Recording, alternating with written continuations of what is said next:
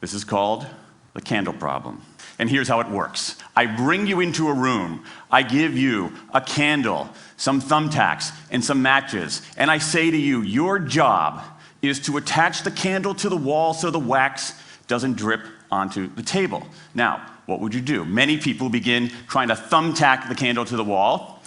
Doesn't work.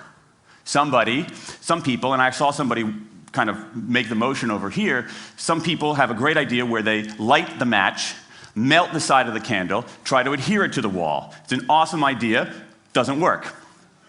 And eventually, after 5 or 10 minutes, most people figure out the solution, which you can see here. The key is to overcome what's called functional fixedness. You look at that box and you see it only as a receptacle for the tacks, but it can also have this other function as a platform for the candle. Candle problem. Now, I want to tell you about an experiment using the candle problem done by a scientist named Sam Glucksberg, who's now at Princeton University in the US. This shows the power of incentives. Here's what he did. He gathered his participants and he said, I'm going to time you how quickly you can solve this problem. To one group, he said, I'm going to time you to establish norms, averages, for how long it typically takes someone to solve this sort of problem.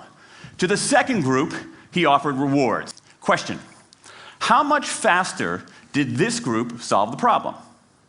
Answer, it took them on average 3.5 minutes longer. 3.5 minutes longer. Now this makes no sense, right?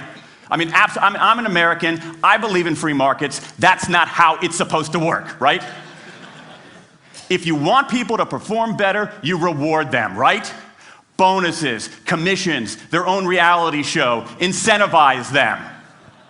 That's how business works, but that's not happening here. You've got an incentive designed to sharpen thinking and accelerate creativity, and it does just the opposite.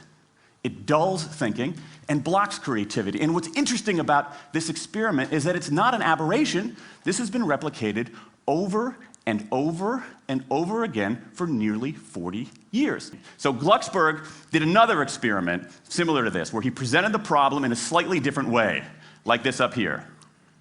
Okay?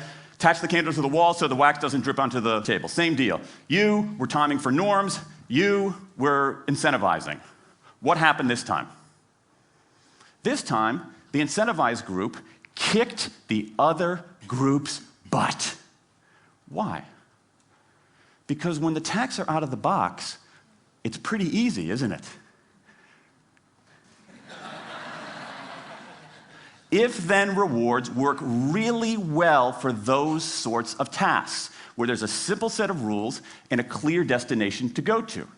Rewards, by their very nature, narrow our focus, concentrate the mind. That's why they work in so many cases. And so for tasks like this, a narrowed focus where you just see the goal right there, zoom straight ahead to it, they work really well.